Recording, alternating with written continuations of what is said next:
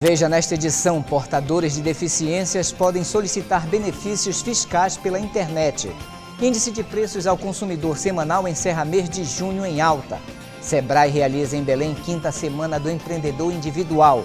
A Anatel abre consulta pública para discutir regulamento do serviço móvel pessoal. Dicas importantes para proteger os olhos dos raios solares. A dica de saúde com a médica ginecologista Ana Conceição Pessoa. Férias proporcionam lazer e fraternidade em família. E o planejador financeiro Pedro Loureiro tira as dúvidas sobre o seguro de vida. Hoje é terça-feira, 2 de julho, e o Nazaré Notícias já está no ar.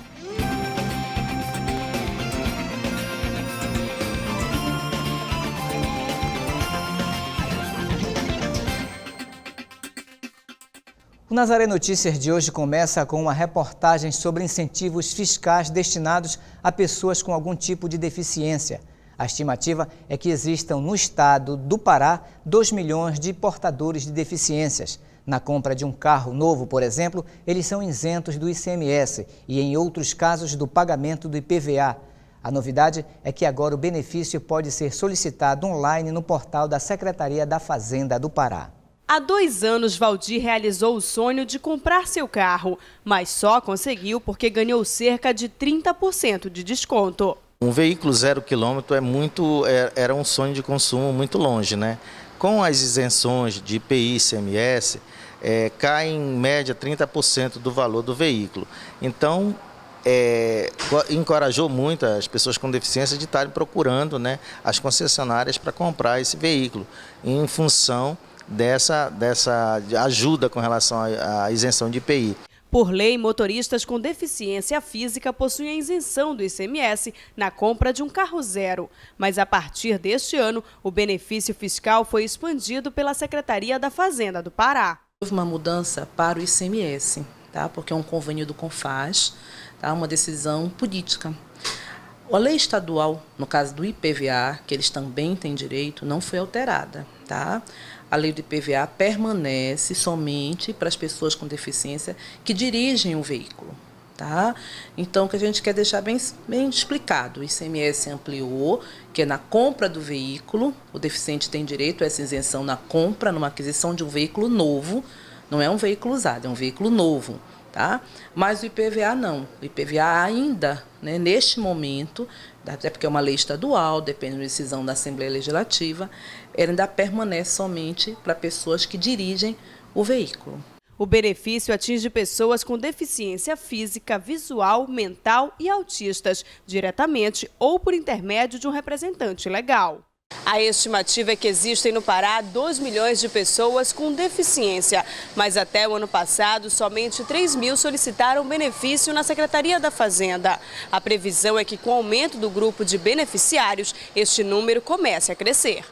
O serviço pode ser solicitado online no portal da Cefa. O procedimento virtual deve diminuir o tempo de tramitação do processo. Nós fizemos testes, inclusive, né? Chamamos o Conselho da Pessoa com Deficiência, os representantes do Conselho. Eu digo que nós chamamos a sociedade civil, né? Para opinar, para verificar. Eles consideraram muito fácil, muito ágil. Tá? Testamos com pessoas que não tinham nenhum conhecimento de internet, para verificar, porque às vezes a pessoa não é obrigada a ter conhecimento de internet. Né? E verificamos que é um processo ágil, fácil e de fácil compreensão. Com o benefício, a economia pode chegar até 70% nos gastos anuais com o veículo.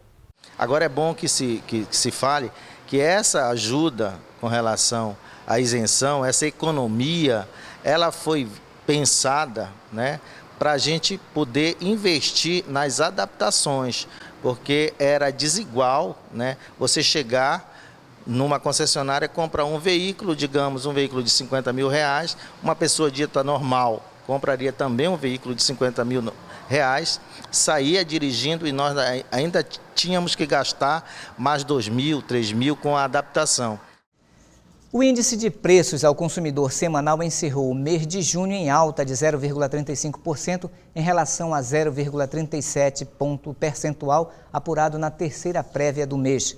Esse decréscimo foi influenciado pelo grupo alimentação. Houve recuo das frutas de 1,33% na comparação com o período anterior. O levantamento feito pelo Instituto Brasileiro de Economia da Fundação Getúlio Vargas mostra que 6 dos 8 grupos pesquisados apresentaram avanços em relação à apuração da terceira prévia do mês. A taxa mais expressiva foi constatada em saúde e cuidados pessoais, com 0,48%, ante os 0,34%, e foi puxada pelos medicamentos em geral, cujo valor médio cobrado foi revertido de uma queda de 0,08% para uma alta de 0,23%. Nos demais grupos ocorreram as seguintes oscilações: em educação, leitura e recreação, alta de 0,35% ante 0,23%. Para isso, contribui a alta de 12,66% da passagem aérea, ante uma alta anterior de 5,21%. Habitação passou de 0,64% para 0,67%, influenciada pela tarifa elétrica residencial, que chegou a 0,43% ante 0,18%. Transportes subiram de 0,29% para 0,30%, com destaque para a recuperação de preço da gasolina, que tinha caído 0,71% e fechou o mês com queda de 0,47%. Comunicação teve pequena alteração, com 0,23% ante 0,22%. E entre os itens de pressão inflacionária, o destaque foi a tarifa de telefone, com elevação de 0,74% ante 0,55%. O grupo de despesas diversas apresentou acréscimo de 0,16%, resultado alcançado sob o efeito da clínica veterinária, reajustada em 0,94%. Os itens com maior influência de alta foram tarifa de ônibus urbano, refeições em bares e restaurantes, condomínio, aluguel residencial e leite tipo longa-vida para 3,90%. Desde ontem à tarde, cerca de 200 manifestantes ocupam a Câmara Municipal de Belém para pressionar pela diminuição no preço da passagem de ônibus. Os integrantes do Movimento Belém Livre acompanham hoje a votação do Plano Plurianual do município. A votação foi adiada ontem por falta de quórum. Segundo manifestantes, a ocupação do prédio permanecerá até que os vereadores aprovem a redução da tarifa de ônibus de R$ 2,20 para R$ 2,00. As reivindicações incluem também o passe livre para estudantes e desempregados. Guardas municipais estão no local para impedir que os manifestantes entrem na plenária. A Agência Nacional de Telecomunicações, a Anatel, abriu consulta pública para discutir proposta de alteração do regulamento do serviço móvel pessoal. As contribuições por formulário eletrônico deverão ser encaminhadas à agência até às 24 horas de 16 de julho. Também serão aceitas sugestões por carta, fax ou correspondência eletrônica, desde que recebidas até às 18 horas do mesmo dia. O órgão regulador também discutirá com a sociedade uma proposta de resolução que pretende tornar obrigatório requisitos de acessibilidade para a certificação das estações móveis do serviço pessoal. O texto proposto já pode ser consultado no site ou na sede da Anatel desde ontem às 14 horas. As contribuições por formulário eletrônico deverão ser encaminhadas à agência até às 24 horas de 31 de julho. As sugestões por carta, fax ou correspondência eletrônica também serão aceitas se recebidas até às 18 horas do mesmo dia. E falando em telecomunicação, o preço médio do minuto da telefonia celular no Brasil caiu 19% no primeiro trimestre deste ano. Os dados foram divulgados ontem pela Associação Brasileira de Telecomunicações. No fim de março, o preço médio do minuto foi de 16 centavos, considerando impostos, e 11 sem impostos. Em março de 2012, o preço médio com tributação era de 19 centavos.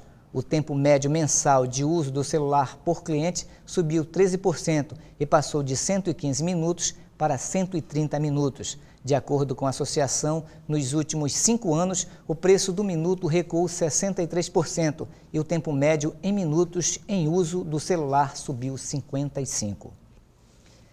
No quadro de economia de hoje, a repórter Larissa Cristina conversa com o planejador financeiro Pedro Loureiro. Ele vai tirar as dúvidas dos telespectadores sobre o seguro de vida. Larissa.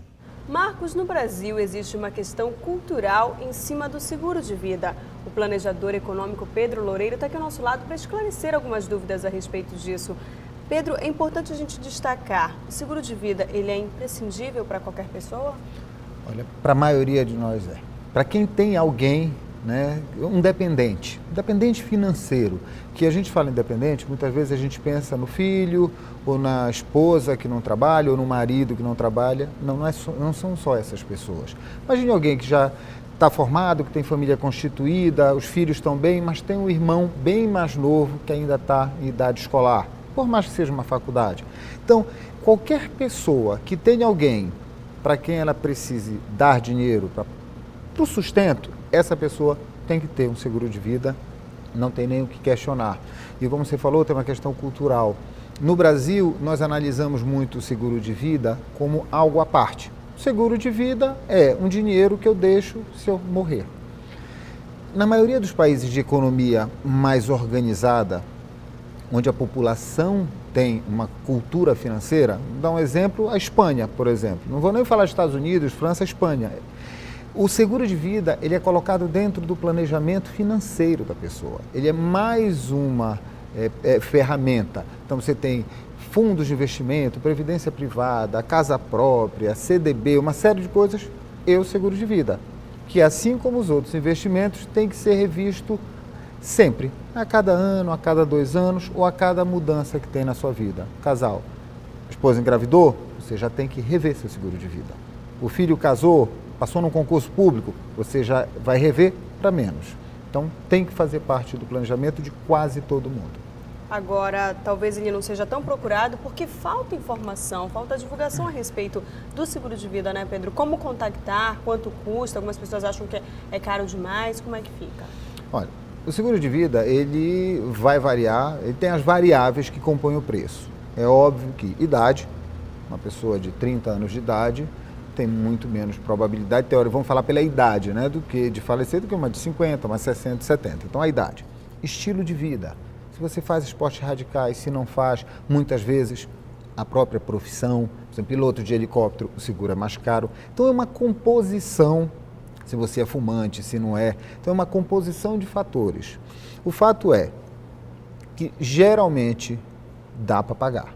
Dificilmente. Por quê? Porque o seguro ele é calculado em cima da sua realidade econômica, da sua realidade financeira. Então, a sua realidade financeira tem muito a ver também com o seu estilo de vida, salvo alguma exceção. Então, dá para pagar. Geralmente, você consegue pagar, mesmo pessoas com menor poder aquisitivo, você tem seguro de vida, às vezes de R$20 mil, que é uma boa ajuda para muita gente, que você vai gastar R$15, R$20 por ano. Então, é barato. Existem apólices mais complexas, vamos dizer assim, mais estruturadas, para pessoas que têm um perfil mais estruturado. Mas, basicamente, cabe para quase todo mundo.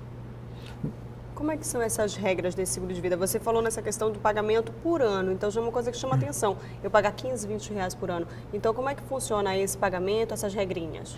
Olha, o que acontece? Primeira forma, você pode contratar um seguro de vida de 2 formas. Ou no banco, que você tem conta. Geralmente, quem vai lhe atender não é um especialista em seguros, é alguém que vai lhe perguntar, quer fazer um seguro de quanto? 50 mil? Pronto, pagou e é aleatório. E tem o corretor de seguros. Uma seguradora nunca vende diretamente, ela é obrigada a vender através de um corretor. E o corretor, quando é um corretor especializado no que nós chamamos de benefícios, né, que é previdência, seguro de vida, seguro saúde, que são os benefícios, ele vai saber fazer um cálculo bem estruturado. Primeiro, não acredite assim, naquele negócio de olhar e dizer, olha, é tanto. Não. Ele vai perguntar seu estilo de vida, seu gasto mensal, onde o filho estuda, a renda do cônjuge, uma série de coisas para, em cima disso, ele estruturar o seguro de vida, que muitas vezes você pode pagar anualmente, que às vezes o valor é tão baixo, ou não. Ou às vezes você tem que pagar aí R$200, R$300, 400, depende do padrão de vida, aí você já tem que jogar mensalmente. Nós fizemos um quadro com algumas dicas de quem pode, né, e quem deve contratar o seguro de vida. Por exemplo, primeiro, quem tem qualquer pessoa que dependa dela. Segundo, uma pessoa que no caso da invalidez venha a não ter renda.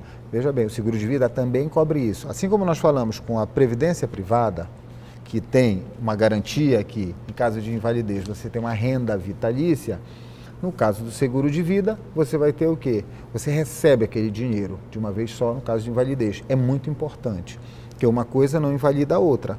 Você pode ter uma previdência privada, que no caso da invalidez, lhe dá uma renda vitalícia, ao mesmo tempo que o seguro lhe dá um dinheiro de uma vez só. Para quê? Você vai adaptar a casa. Uma pessoa que fica sem mobilidade, é muito caro adaptar uma casa. E aquela renda por invalidez não vai cobrir isso. Então o seguro tem essa função. O seguro ele é antecipado no caso de doença terminal.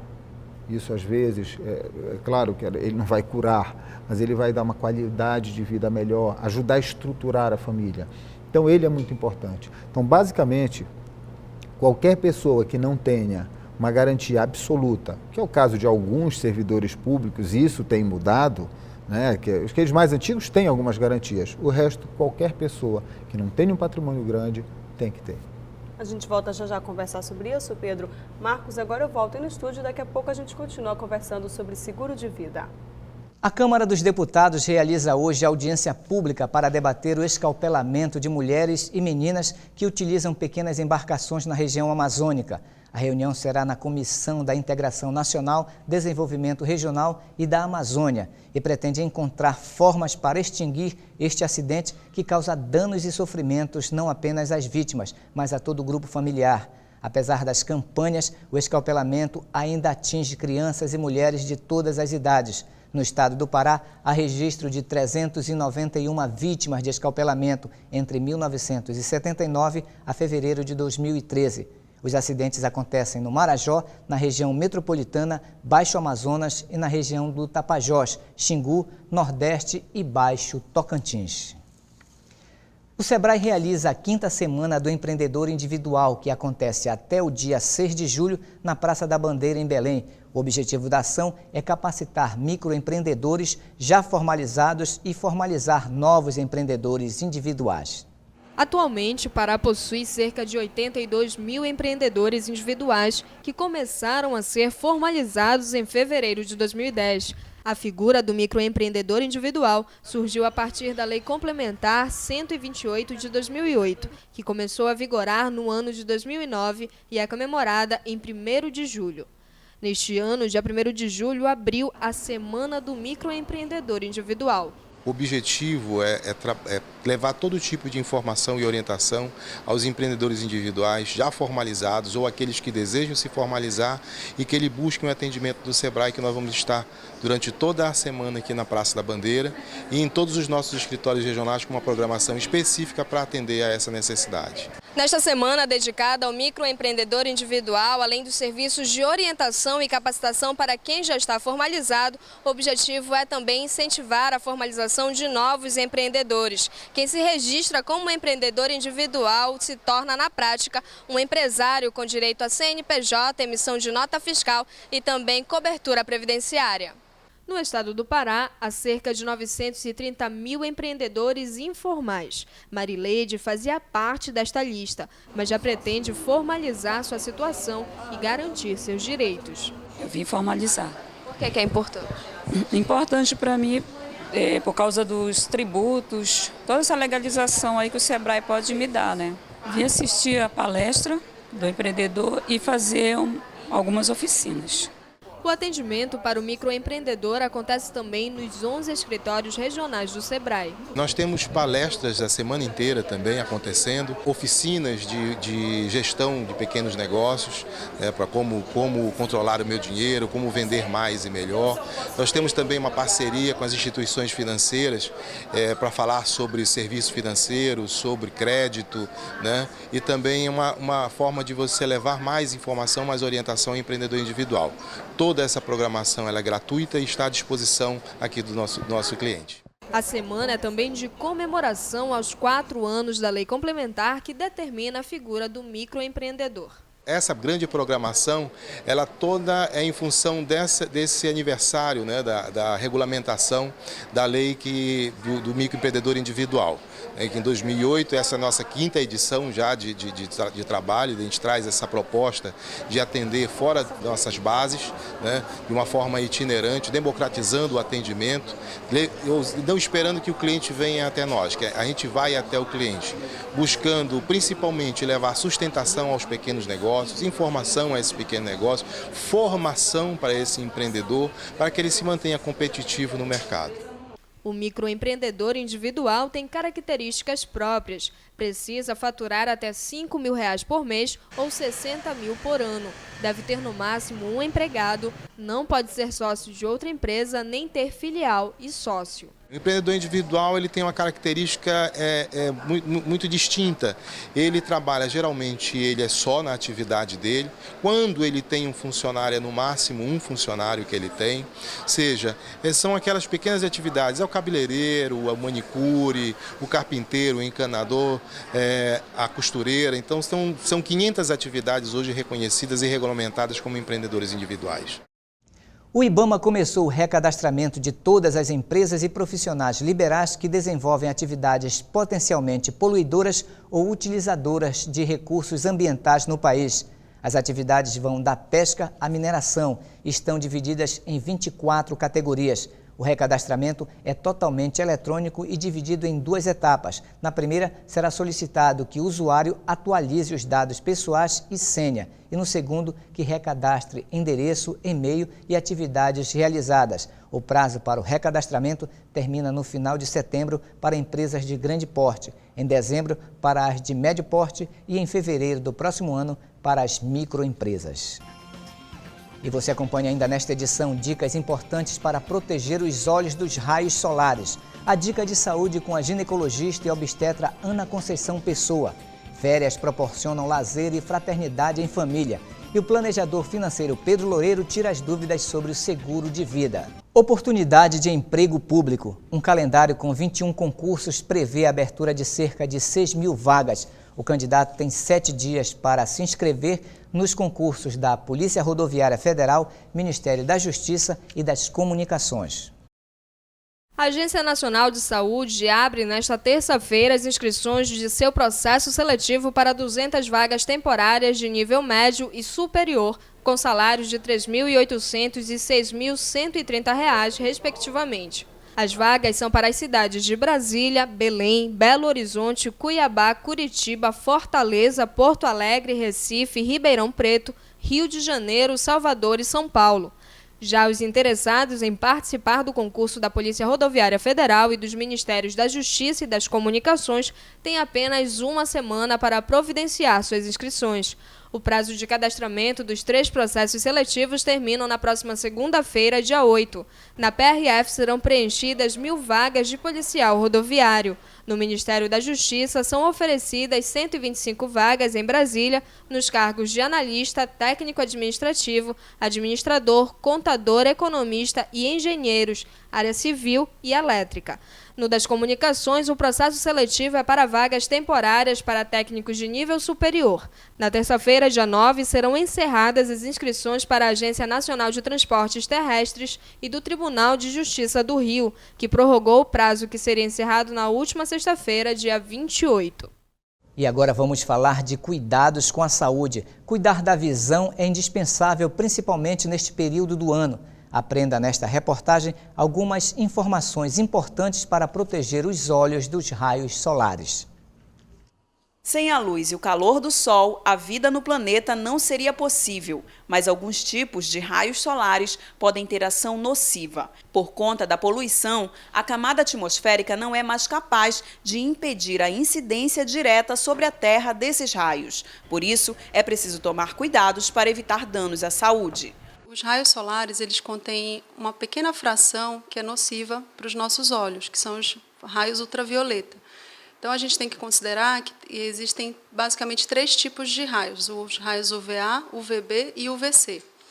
Então, já foi detectado que os raios UVA e UVB eles não conseguem mais ser retidos na camada de ozônio devido ao aquecimento global, à poluição. Então, esses raios eles precisam ser filtrados através de óculos solares, de lentes especiais. Os raios UVC ainda são retidos pela camada de ozônio, então a gente, por enquanto, não precisa preocupar com eles. Os cuidados com os olhos devem ser tomados não apenas por adultos e idosos. As precauções devem começar cedo. Muitas pessoas pensam que só devem proteger os olhos do sol os adultos e os idosos. Mas, na verdade, enquanto a gente está na infância, a gente está muito exposto, a gente realiza muitas atividades ao ar livre, a gente vai mais à praia, a gente está mais exposto a esses raios. Então, a gente deve começar a proteger os nossos olhos desde a infância. Nesta época do ano, é comum aumentarem as vendas de óculos escuros. Mas este é o segundo produto mais pirateado do mundo, segundo dados de uma pesquisa internacional. Por isso, é preciso tomar garantias na hora de proteger a visão. À medida que você utiliza um óculos de sol sem o filtro, você está colocando um anteparo escuro na frente do seu olho. À medida que você faz isso, ocorre um mecanismo de dilatação da sua pupila, que faz com que entre mais raios dentro do seu olho. Então, se você puder optar entre usar um óculos de sol falso e ficar sem óculos nenhum, sem proteção nenhuma, é preferível que você fique sem proteção nenhuma, porque nessa situação a sua pupila vai contrair e vai deixar entrar menos raios nocivos. A senhora costuma usar sempre os óculos escuros? Com certeza. E sim, eu só uso da Armani legítimo. Senão acaba com a vista. É uma economia que não compensa. O Hemopa começou hoje campanhas externas de coleta e cadastramento de doadores de medula óssea. Segundo o Hemocentro, o número de comparecimentos de doadores em julho fica reduzido em cerca de 30%. A meta do Hemocentro é obter 100 doações por dia. As ações seguem durante todos os meses em diversos pontos da cidade. Nos dias 3, 16, 17, 23 e 24, de 7 às 4 da tarde. Será em frente ao prédio do Banco do Brasil, na Avenida Presidente Vargas. No dia 6, a campanha acontece na Travessa Haroldo Veloso, no bairro do Tapanã. Nos dias 10, 11, 30 e 31, a ação será promovida no Shopping Castanheira, na BR-316. As doações também podem ser feitas nos municípios de Santarém, Castanhal, Marabá, Altamira, Tucuruí, Redenção, Capanema e Abaetetuba. Mais informações pelo telefone 0800 280 8118. Acompanhe agora a dica de saúde com a ginecologista e obstetra Ana Conceição.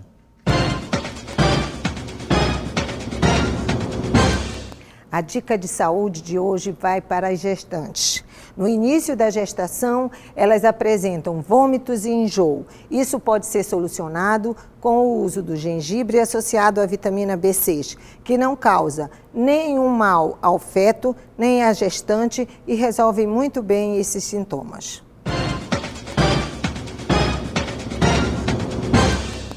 Qualidade de vida e esporte. Belém vai sediar uma nova edição de uma das principais competições de esportes combinados do país, o Sesc Triatlo. A competição, formada por natação, atletismo e ciclismo, acontecerá no dia 7 de julho, na Praia do Chapéu Virado, na Ilha de Mosqueiro. A expectativa da organização do evento é contar com cerca de 500 competidores. Atletas e convidados vão participar de um seminário um dia antes da prova, no Hangar Centro de Convenções. Mais informações para as inscrições da prova você acessa pelo site www.sesc-pa.com.br.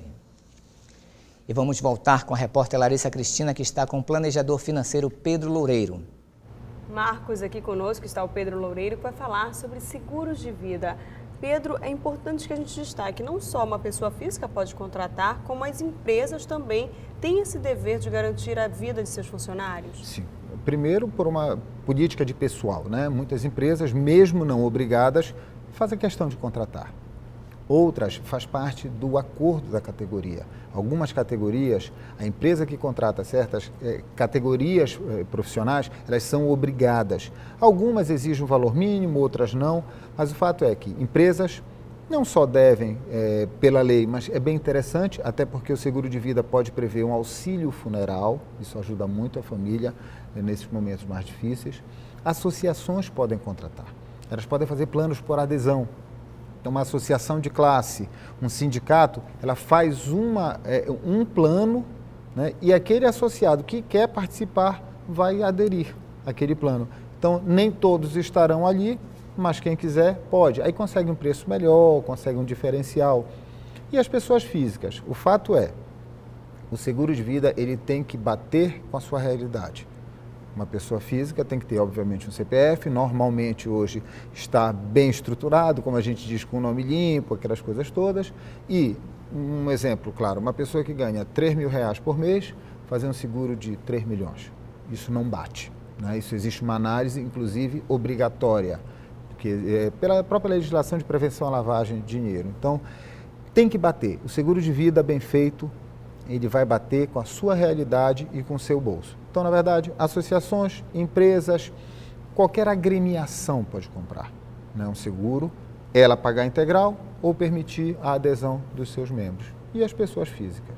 Agora, Pedro, também tem uma dúvida das pessoas, é quanto eu contratei um seguro de vida, estou pagando ele, mas eu desisto, eu não quero mais. Existe uma questão burocrática, como é que vai ser para me receber alguma coisa?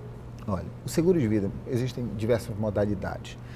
De modo geral, o quê? O que é um seguro? É uma transferência de risco. O carro, você faz seguro do seu carro para 1 ano, 12 meses. Não bateu, não foi roubado. O que é que acontece com aquele dinheiro? Você não vê de novo, você renova e faz outro, né? Seguro de vida é a mesma coisa, né? Ele está passando, é uma transferência de risco, não é uma poupança. Agora, ele tem uma característica que é importantíssima. O seguro, por ter um beneficiário indicado, quando você faz a pólice, você põe o nome de quem é o beneficiário, que não precisa ser parente, pode ser qualquer pessoa, ele não entra em inventário, ele é pago muito rapidamente. Então, muitas famílias têm um patrimônio muito grande, mas não tem dinheiro líquido, liquidez, e às vezes não consegue abrir um inventário. E o seguro de vida resolve esse problema. Porque uma seguradora, depois que ela recebe todos os documentos que são obrigatórios, que aí é a legislação, no máximo em 15 dias esse dinheiro está na conta. Tem seguradoras que em 1 semana está na sua conta. Então é muito bom. Ok, Pedro, obrigada pelas suas informações. Marcos, agora a gente volta aí no estúdio. Antes, lembramos que o Pedro Loureiro é planejador econômico e está aqui conosco todas as terças-feiras no Nazaré Notícias. Eu volto aí com você. A missa que o Papa Francisco vai celebrar em Aparecida no próximo dia 24 de julho será realizada dentro do Santuário Nacional. A notícia foi dada pelo arcebispo de Aparecida, o cardeal e presidente da CNBB, Dom Raimundo Damasceno. A celebração terá capacidade para 15 mil pessoas que deverão passar por detectores de metal. No lado externo serão montados telões para as pessoas acompanharem a celebração. O trajeto do Papa Móvel do Papa argentino entre o Santuário Nacional e o Seminário Bom Jesus, onde ele irá almoçar, deve durar cerca de 45 minutos. A visita do Papa Francisco faz parte da programação da Jornada Mundial da Juventude no Rio de Janeiro. As férias são oportunidades para construir momentos de fraternidade e de convivência entre familiares e amigos. O velho hábito de se deslocar da capital paraense para o refúgio da família em outros municípios pode ser uma excelente alternativa de lazer.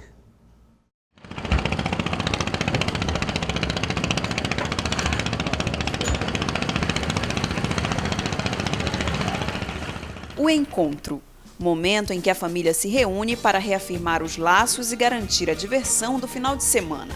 O local é o sítio localizado na Ilha do Cumbu, em Belém.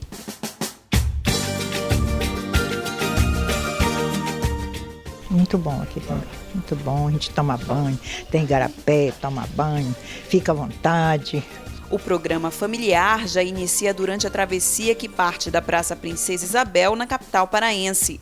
A paisagem revela as belezas e o cotidiano das pessoas que residem às margens do Rio Guamá.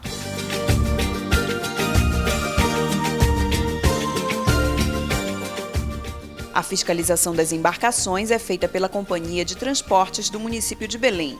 Seu Egídio, que já conhece bem essa opção de lazer, garante que vale a pena. É a melhor opção para quem gosta de coisas naturais, da natureza, né? E você vai para um local onde você fica com mais tranquilidade, com mais achego com a natureza, né? E também para o convívio com a sua família, com a família do Ribeirinho. Na chegada, o balanço do descanso e o almoço preparado com carinho por Dona Nazaré fazem o aconchego do lugar.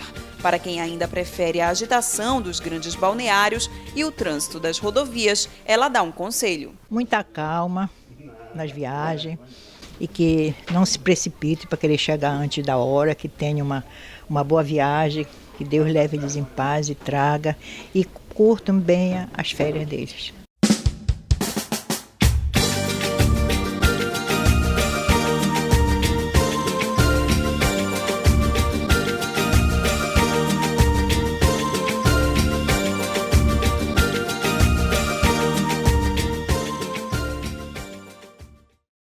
Essas foram as notícias de hoje. Para dar sugestões de reportagens, ligue para a nossa central de atendimento no número 4006-9211. E se você quiser rever os nossos vídeos, acesse o portal www.fundacionazaré.com.br ou entre na nossa página no Facebook.